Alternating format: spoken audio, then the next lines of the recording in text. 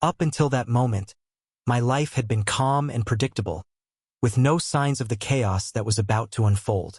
After 20 years of marriage, my wife, a 39-year-old woman and mother to our 2 daughters, dropped a bombshell that shattered my world. She announced, with unnerving calmness, that she had plans to go on a date with a coworker the following evening. Sarah and I had tied the knot as teenagers, barely out of high school.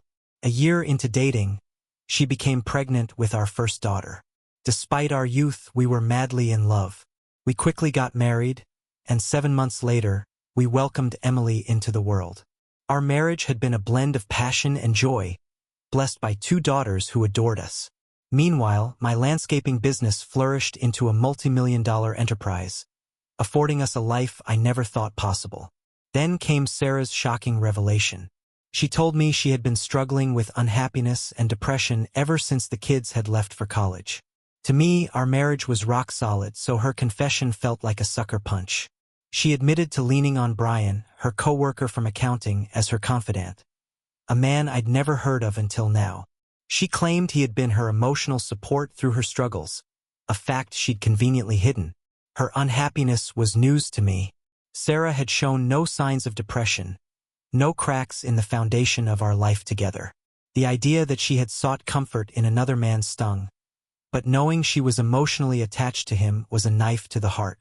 Brian, married with 3 daughters, presented himself as a kind and understanding confidant. In reality, he was a manipulative predator, preying on vulnerable married women like Sarah.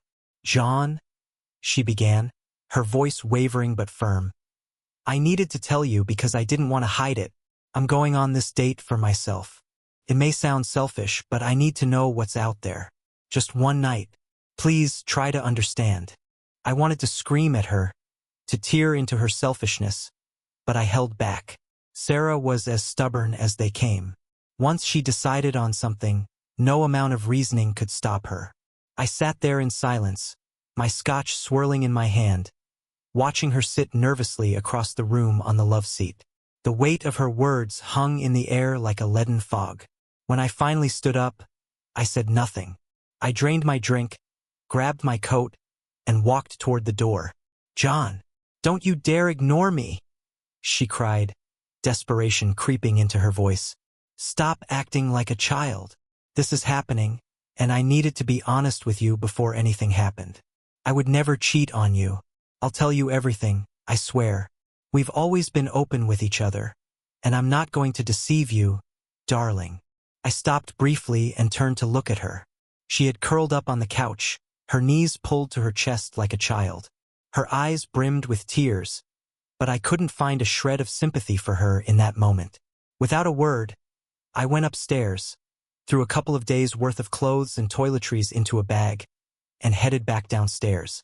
Sarah followed me to the garage, her sobs echoing behind me. "John, don't leave.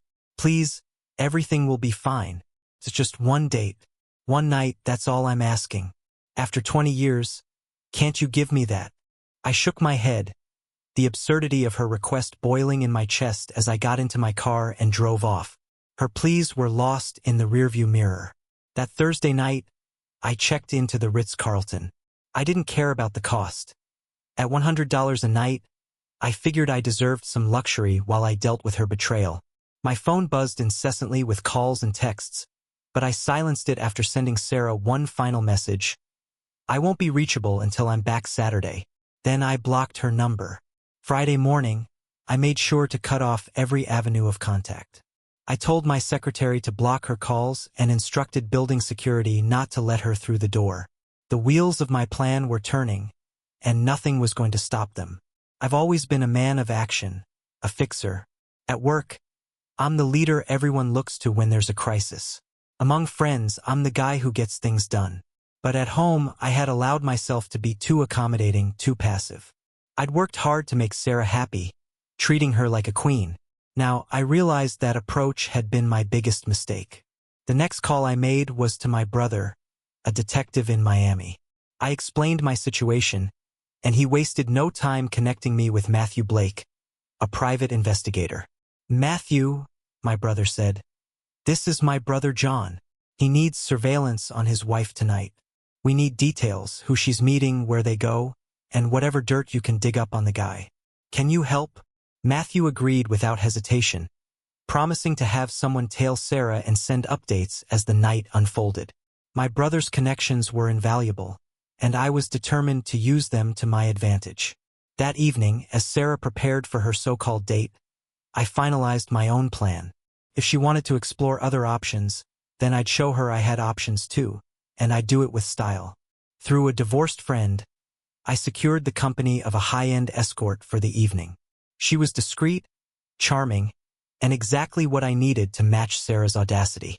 For 20 years, I had put Sarah on a pedestal. That was over. Now, it was time for her to see what it felt like to be the one left behind. It's just one night, Sarah told herself, convincing herself that John was blowing everything out of proportion. He'll sulk, but he'll get over it, and things will go back to normal. She was confident that, with a little charm, she could smooth things over the next day. Returning to an empty house on Friday night, she went over her plans again. Should she cancel the date with Brian and ask John to come back? The thought flitted through her mind, but the excitement she felt about the evening ahead won out. After all, she had already pictured how the night would unfold. Determined, she decided to move forward. Sarah treated herself to a warm bath, shaved her legs, and applied her favorite scented lotion. Sitting at her vanity, she carefully applied makeup, transforming her reflection into one of sultry allure. A satisfied smile crossed her lips as she finished styling her hair. She pulled out a brand new dress, short and alluring, its tags still attached. She draped it over her mirror and began putting on the stockings she had bought that morning, fastening them to the garter belt she'd never had the courage to wear for John. The memory of John begging her to wear sexy lingerie for him flashed through her mind. She remembered Valentine's Day, when she had scoffed at the sheer set he'd brought home from Victoria's Secret, accusing him of cheapening their relationship. Now, here she was, wearing something even racier for another man. The irony hit her like a slap, but she shook it off. Pausing, she looked at her reflection, second-guessing herself for the first time. Should she cancel the date?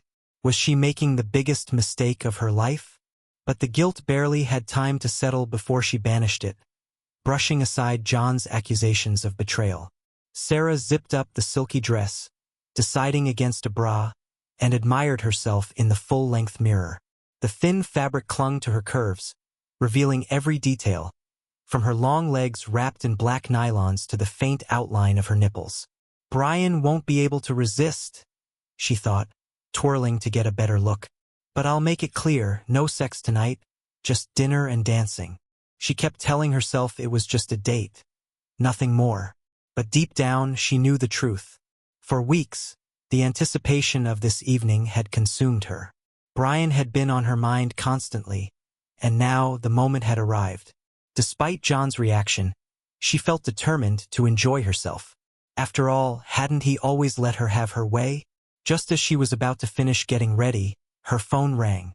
It was John.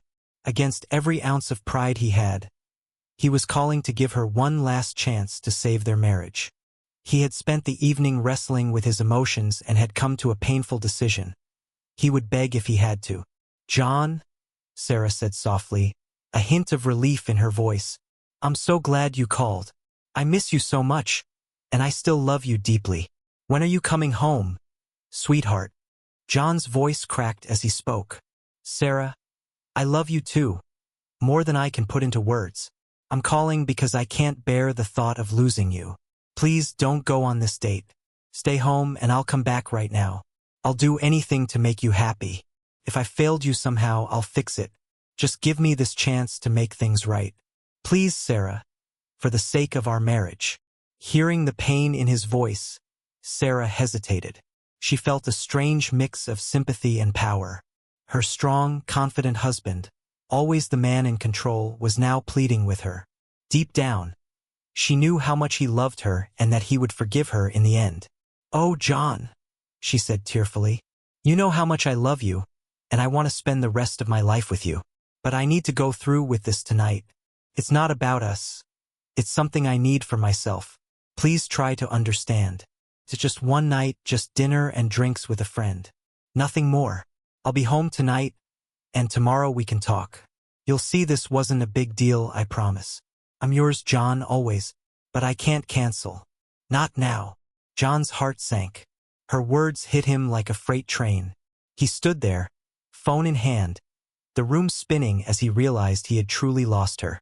Meanwhile, Sarah ended the call and stared at her reflection. She wiped her eyes carefully, ensuring her makeup remained intact. I know he thinks I'm being selfish, she muttered. But I need this. I hope he'll forgive me.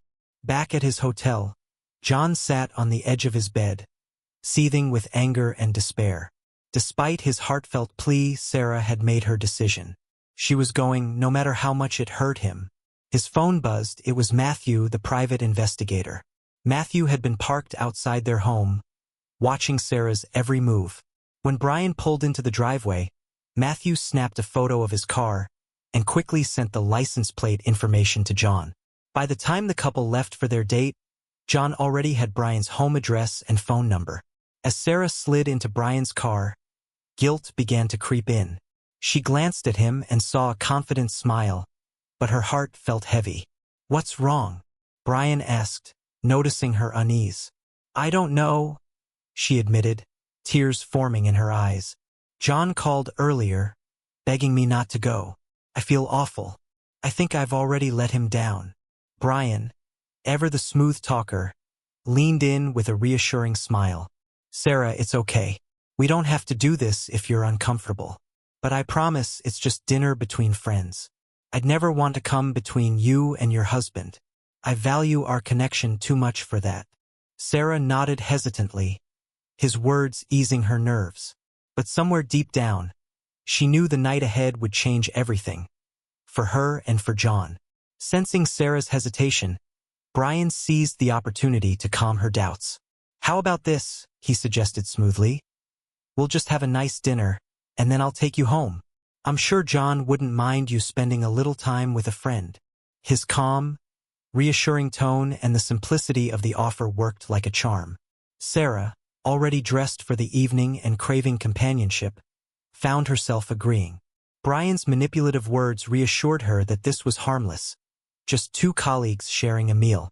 By 7 p.m., Sarah and Brian were on their way to a downtown restaurant. Matthew, the private investigator, had been watching closely and immediately informed John of their destination.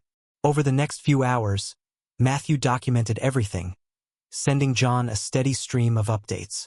His camera captured them laughing over dinner, holding hands, stepping into a dance club, and eventually slow dancing. The photos grew increasingly damning as Brian touched Sarah inappropriately and they kissed like a couple in love. By sunrise, John had all the evidence he needed, photos and videos that exposed Sarah's betrayal in painful detail. At 8 p.m., unable to hold back his anger and heartbreak, John decided to inform Sarah's father, Robert, of what was happening. Robert was not just his father-in-law but also a longtime friend and golfing buddy. Hello, Robert. It's John, he began, his voice tense. Hey, John. Are we still on for Sunday? Robert replied cheerfully. John hesitated, the weight of his words sinking in. I'm not sure, Robert. I got some troubling news. Sarah is out on a date with a coworker right now. I thought everything was fine between us, but she decided she needed more. I love you and Linda, but I can't overlook this. Our marriage is over. She's broken our vows, and I can't forgive her betrayal. I wanted you to know the truth. Robert was stunned. John, are you sure? That doesn't sound like my daughter. I'm certain. I've had a private investigator following them all evening. Sarah is with this man, betraying me, our marriage, and our family. I'm so sorry, Robert. This isn't easy for me to say, but you deserve to know. Robert's voice was heavy with emotion. John, I'm so sorry. Please don't make any rash decisions. I know Sarah loves you. Maybe there's still a way to work through this. John sighed, the sorrow in his voice clear. I've made my decision, Robert. I'll call you soon to reschedule our golf game. Right now, I need to get through this weekend. Hanging up, John set his next plan into motion. Using the address provided by Matthew, He drove 20 minutes to Brian's house to confront his wife, Megan. When she opened the door, John was greeted by a striking woman in her 30s, dressed in tight jeans and a lace top that accentuated her figure. Despite her appearance, John stayed focused, meeting her gaze with a grim expression. "Mrs. Cooper?" he asked. "Yes. Is everything all right?" Megan replied, her voice tinged with concern. "Brian is fine," John said, trying to soften the blow. "But I need to talk to you about something important. May I come in?" Once inside, John wasted no time. "I hate to bring this to your doorstep, but your husband, Brian, is on a date with my wife right now." Sarah admitted she's been leaning on him for emotional support, and tonight they've crossed a line. Megan's face fell. "Are you sure? Brian told me he was at his Friday night card game." John nodded, his tone firm. "I wouldn't be here if I wasn't certain. I've had them followed by a private investigator. I have photos and videos. I'm sorry to be the one to tell you this, but I thought you deserved to know." Tears welled in Megan's eyes as the reality of Brian's betrayal sank in. John left her sobbing, guilt and vindication warring within him. He knew their affair had likely destroyed 2 marriages, but Brian had made his choices, and now the consequences were unfolding. The next morning, John sat in bed at the Ritz-Carlton, sipping coffee as he reviewed the investigator's photos. Each image was a dagger to his heart. Sarah had come home by 1 a.m., and while there was no evidence of sex, the sight of her in stockings she'd never worn for him, dancing and kissing another man, was a humiliation he couldn't bear. By 2 p.m., John met Jessica, the escort he'd hired, at the hotel. Over the next 2 hours, he explained his plan, ensuring she understood her role. Jessica was everything he needed, discreet, professional, and willing to help him make his point. By 4 p.m., they were at John's home, and by 5 p.m., they were in bed. Before lying down, John placed a carefully written letter on the front door for Sarah. "Sarah, last night you shattered our marriage vows and my heart. When you chose to break our agreement, I stopped seeing us as married. Legally, we may still be bound, but emotionally, the contract is void. You wanted independence, and now you have it. I'll be staying in the master bedroom. Your belongings have been moved to the guest rooms. My bed and my space are off limits to you. I hope you're satisfied with your choices. Your former husband, John." He placed his wedding band on top of the letter, then drove a collector's knife through the center of the ring and deep into the wooden door. This dramatic display would be the first thing Sarah saw upon returning home. When Sarah arrived at 10 p.m., her heart raced at the sight of the knife embedded in the door. Her pulse quickened as she cautiously stepped closer, reading the letter pinned beneath the blade. A sinking feeling washed over her, the weight of her decisions finally catching up to her.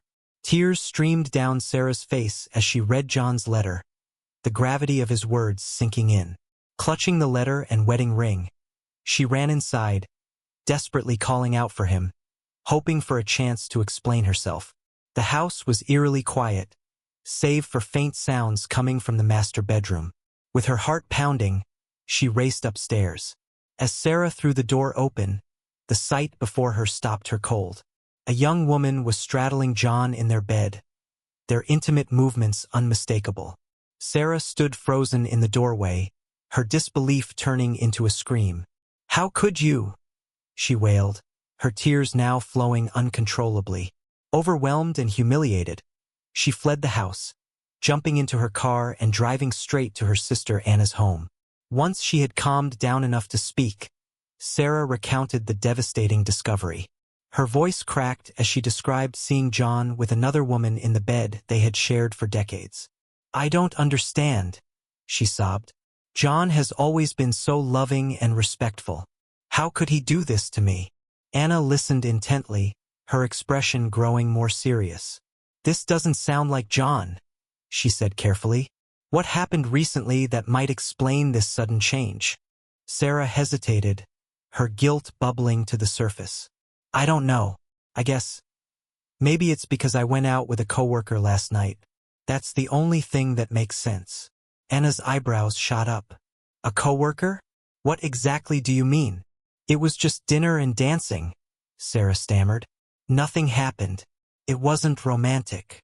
Anna's patience wore thin. So let me get this straight. You went out with another man, dressed up, left your husband at home, and now you're shocked that he reacted like this? Sarah, what did you expect would happen? Sarah broke into fresh sobs as Anna's words hit her like a hammer. She pulled out the letter John had left, handing it to Anna with trembling hands. Anna read it silently, then sighed. You made a huge mistake, Sarah, Anna said firmly. I think you've put your marriage in serious jeopardy over one reckless decision. But maybe there's still a chance to fix this. Stay here tonight, get some rest, and talk to him tomorrow. Just be prepared for the worst. John's not the kind of man to let something like this slide. Sarah spent the night crying in Anna's guest room, her mind racing with regrets and what-ifs. Meanwhile, Anna decided to take matters into her own hands. She texted John, urging him to call her back. When John returned her call, Anna wasted no time. John, my foolish sister is here, she began. She's told me what happened, and honestly, I don't blame you for how you responded. It's clear she didn't think this through. John's voice was steady but cold. Thanks, Anna. You know me. I don't put up with nonsense. Anna sighed. Look, John. She knows she made a huge mistake. She's an emotional wreck right now. Maybe you two can talk tomorrow? I'm not saying you have to forgive her, but if she hasn't gone all the way with this guy, maybe counseling could help. At least hear her out. John paused before responding. Of course, Anna. She's welcome back to the house. It's still her home after all. But she won't be sharing my space anymore. I'm not angry, Anna. I'm hurt. I'll listen to what she has to say, but I can't promise anything. Right now, I feel as much hatred for her as I do love. It would take a miracle to fix this. I understand, John. Just don't make any rash decisions, Anna said. And remember, she does love you. Thanks, Anna. Send her home when she's ready, John replied. Goodbye. The next day, I came home from the gym around noon to find Sarah sitting nervously at the kitchen table. Her car was parked in the driveway, a sign that she had been waiting for me. As I walked in, she attempted a smile. You know we're not getting a divorce, she said, trying to sound confident. We can work this out because we love each other. I ignored her, poured myself a cup of coffee, and sat down across from her. After a few quiet sips, I finally spoke. Sarah, it doesn't matter if we get a divorce or not. The moment you broke our vows, our marriage ended. I don't see us as a couple anymore. You're free to be with whoever you want, and so am I. The only difference now is that you won't be in my bed anymore, and whatever we had physically is over. John, I didn't do anything wrong. He's not my boyfriend, and nothing happened between us, Sarah pleaded. I shook my head, my voice steady. Sarah, you went on a date with another man. You wore seductive clothes, held his hand, danced with him, and spent the night with him. Whether you slept with him or not doesn't matter. To me, you killed our marriage when you got into his car. Sarah tried to counter. This doesn't have to mean anything. Just give it time and I'll come back to your bed. Have you finished with that woman you were seeing? She shot back bitterly. I laughed, her attempt at deflection almost comical. You're the one who destroyed us, Sarah. You killed our bond the second you decided to entertain another man. And no, I haven't ended things with Jessica. She's young, exciting, and, frankly, the best lover I've ever had. She's opened my eyes to everything I've been missing. Sarah's jaw dropped. How could you say that? Oh, and here's the kicker, I continued. While you were out with your not boyfriend, I paid a visit to his wife, Megan. Did you know they have 3 kids? No? Well, Megan filled me in on Brian. Apparently, you're the 3rd married woman he's seduced this year. Heather from your job? She divorced her husband because of Brian. Congratulations, Sarah. You've helped ruin 2 families and scarred 5 kids in the process.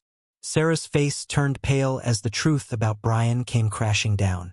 Rage and humiliation consumed her, and she lashed out at me, desperate to deflect her own guilt. Sarah, I said, my voice sharp with disbelief. He's not your boyfriend? Really? Then what would you call a man you dressed up for danced with, kissed, and let touch you in a club. You keep insisting it was just dinner. But did you forget about the photos and videos of your not boyfriend holding you close, groping you, and kissing you like you were his? Megan will have those pictures soon, by the way. She deserves to know exactly what kind of man she's married to, just like I deserve to know what kind of woman I married. Maybe you don't see it as cheating, but everyone else does. She bristled, her face red with anger and shame. You're being cruel, John. Hurtful. How do you justify bringing another woman into our home? You've crossed a line. That has to stop. Cruel and hurtful? I repeated, laughing bitterly. Sarah, how do you justify your actions? Were they loving and considerate? No. And no, I'm not ending things with Jessica. If that's a problem for you, you don't have to stay. You can leave any time. Sarah's voice grew desperate. No, John. I want you to end it with her and come back to me. I promise I won't see anyone else. I'll be faithful. You promise? I shot back, my tone dripping with sarcasm. Oh, Sarah, that's rich. You promised to forsake all others on our wedding day. Remember? That promise didn't seem to mean much when you decided to jump into Brian's car. If you can't handle this, feel free to leave. Maybe Brian has a spare key to his studio apartment. Or you can move in with Anna. She's always ready to bail you out. Either way, don't expect me to bend over backward for you anymore. Tears welled in her eyes, but her voice remained defiant. Don't you love me, John? Don't you want us to work through this? I know I made a mistake, but we can fix it. Love, I said, my voice cold and distant. Sarah, I might still love you, but that love has been gutted by your betrayal. You shattered my trust. I begged you not to go, and you did it anyway. You threw me aside like I didn't matter. And now, because you opened this marriage, I've discovered what it's like to be with someone who truly appreciates me. Jessica makes me happy, Sarah. I don't think you can stand seeing me happy without you, and now you get a taste of the pain I've been living with. It's a bitter pill, isn't it? I took a deep breath, calming myself. As for divorce, that's your choice. We can stay legally married and live as roommates, or I can have the papers ready by the end of the week. It doesn't matter to me. Sarah seemed to realize she had no leverage. For the next month, I brought Jessica home every weekend. Our passionate nights together reinvigorated me in ways I hadn't felt in years. Jessica was vibrant, adventurous, and uninhibited. Sarah hated every second of it. She begged me to stop, but I ignored her pleas. Whenever Jessica came over on Saturday nights, Sarah would leave the house, returning only after Jessica was gone. I made a deal to text her when Jessica left, but the tension in the house was palpable. Despite the satisfaction I got from watching Sarah squirm, guilt started to creep in. I began to see my relationship with Jessica for what it was, purely physical. The excitement was undeniable, but there was no deeper connection. The financial cost of the arrangement added to my growing doubts. On Sunday night, as Sarah returned, I broke the news. I've decided to end things with Jessica, I told her. But not for you. I'm just done with her. Don't get the wrong idea. Sarah's face lit up with hope. John, thank you. I've been praying you'd come to your senses. I want only you, and I'll do anything to make this right. Please, let me prove that I'm the only woman you'll ever need. I crossed my arms, unmoved. Prove it? Sarah, do you even know what love means? Love isn't leaving your husband to chase excitement with another man. But I'll tell you what, I'll give us one last chance. I won't see anyone else while we go through couples counseling. If after that we can rebuild something real, maybe we have a future. Her relief was almost overwhelming. She hugged me tightly, peppering my face with kisses. Thank you, John. I promise I'll make this up to you. I love you. Don't get ahead of yourself, I said, my tone firm. I'm not forgiving you. This is just a chance to see if we can salvage anything. I've scheduled an appointment with Dr. Bennett for Tuesday, twice a week for 3 months. We're going to dig through every bit of this mess. Don't think for a second this will be easy. 3 months of grueling therapy followed. Sarah acknowledged the pain she caused, though she struggled with the idea that my affair was a justified response. I made it clear that her initial betrayal set everything into motion. The therapist criticized my actions, but I didn't care. I'd do it all over again. In the end, we reconciled under a strict postnuptial agreement. If Sarah strayed again, she would forfeit everything. She agreed to complete transparency. Her phone, emails, and texts would be monitored. I made it clear that any hint of emotional or physical infidelity would result in her immediate removal from my life. A year later, life had mostly returned to normal, though I watched Sarah carefully. Anna remained a key ally, helping Sarah stay on track. Meanwhile, Brian's life had crumbled. His ex-wife took the house, won custody of their kids, and secured hefty child support and alimony payments. Brian was left in a dingy studio apartment, drowning in debt.